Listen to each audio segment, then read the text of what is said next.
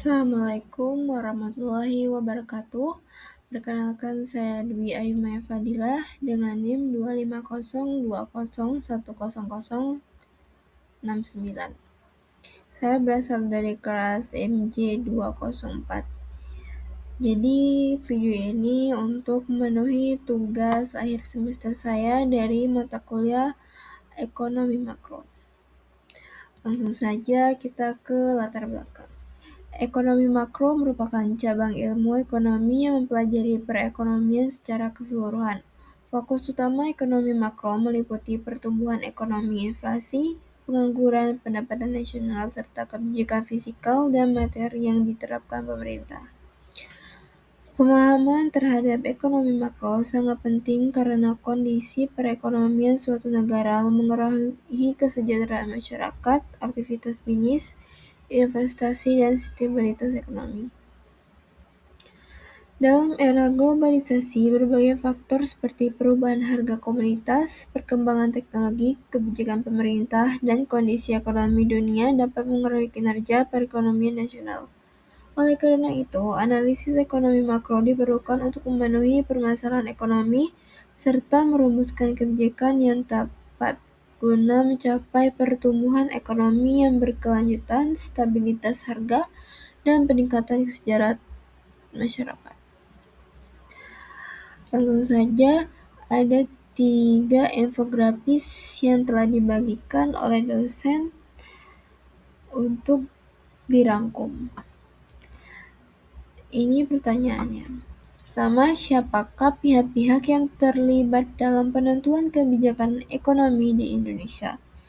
Lalu yang kedua ada, bagaimana dampak penguat pelemahan nilai kurs dan inflasi IHK dapat mengaruhi PDB triwulan 1 pada 2021. Yang ketiga ada, bagaimana kondisi perekonomian makro Indonesia saat ini 2021 di tengah pandemi COVID-19. Lalu kita masuk ke siapakah pihak-pihak yang terlibat dalam penentuan kebijakan ekonomi di Indonesia. Pertama, pastinya ada pemerintah yang bertanggung jawab utama dalam kebijakan fiskal. Fokusnya mencakup pengalaman APBN, efisiensi belanja negara untuk stimulus ekonomi, serta kebijakan perpajakan guna mendukung daya beli masyarakat selama pandemi. Lalu ada Bank Indonesia. Selaku Bank Sentral, BI menjalankan kebijakan moneter. Fokus utamanya adalah menjaga stabilitas nilai tukar rupiah, mengendalikan inflasi melalui instrumen suku bunga, dan memastikan kelancaran sistem pembayaran nasional. Selanjutnya ada Otoritas Jasa Keuangan atau OJK, mengatur dan mengawasi sektor jasa keuangan, perbankan, pasar modal, industri keuangan, dan non-bank untuk menjaga kepercayaan publik dan stabilitas sektor keuangan. Selanjutnya ada Lembaga Penjamin Simpanan atau LPS, menjadi simpanan nasabah perbankan dan turut serta dalam menjaga stabilitas sistem perbankan. Selanjutnya ada Komite Stabilitas Sistem Keuangan atau KSSK, forum koordinasi yang menyediakan kebijakan fiskal, moneter, dan pengawasan sektor keuangan untuk memitigasi risiko sistematik. Selanjutnya ada dampak variabel makro terhadap PDB triwulan 1 2021. Pertama ada nilai kurs. Stabilisasi mendukung kepastian usaha. Pelemahan kurs meningkatkan biaya impor, tetapi dapat mendorong daya saing ekspor. Yang kedua ada inflasi IHK. Inflasi yang rendah 13% memberikan kepastian bunga, harga, menjaga daya beli konsumen, dan mendukung stabilitas investasi. Yang ketiga ada suku bunga. Suku bunga kompetitif mendorong ekspansi kredit dan investasi dan konsumsi rumah tangga. Selanjutnya ada kondisi ekonomi makro Indonesia tahun 2021 di tengah pandemi. Yang pertama ada PDB perbaikan dari kontraksi 2,7% pada 2020 menjadi minus 0,74% di triwulan 1 2021. Yang kedua ada stabilitas harga. Inflasi IHK April 2021 terjaga rendah di 13%. Ketiga ada nilai tukar. Rupiah berada pada kisaran 14.530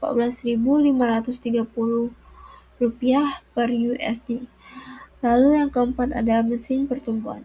Ekspor menjadi penopang utama di tengah lesunya konsumsi domestik akibat pembatasan ekonomi pandemi. Kesimpulan, perekonomian Indonesia pada 2021 menunjukkan ketangguhan melalui koordinasi kebijakan yang kuat. Pemulihan ekonomi tidak hanya bergantung pada kebijakan moneter, tetapi juga pada keberhasilan penanganan pandemi dan efektivitas stimulus fiskal yang menjaga daya beli masyarakat. Ada sinergi kebijakan sebagai fondasi pemulihan. Pemulihan ekonomi Indonesia pada 2021 merupakan keberhasilan dari koordinasi kebijakan yang erat antara pemerintah dan Bank Indonesia. Lalu ada ketahanan sektor eksternal. Kinerja ekspor terbukti menjamin mesin utama yang pertumbuhan yang paling resilient. Lalu ada stabilitas harga dengan keyakinan investor. Tingkat inflasi yang terjaga rendah 13% pada April 2021 menunjukkan keberhasilan otoritas dalam mengelola ekspektasi harga dan memastikan ekspektasi harga distribusi pasokan barang kebutuhan pokok tetap lancar. Lalu terakhir proyeksi masa depan. Perekonomian Indonesia pada 2021 berada pada jalur pemulihan atau rebound.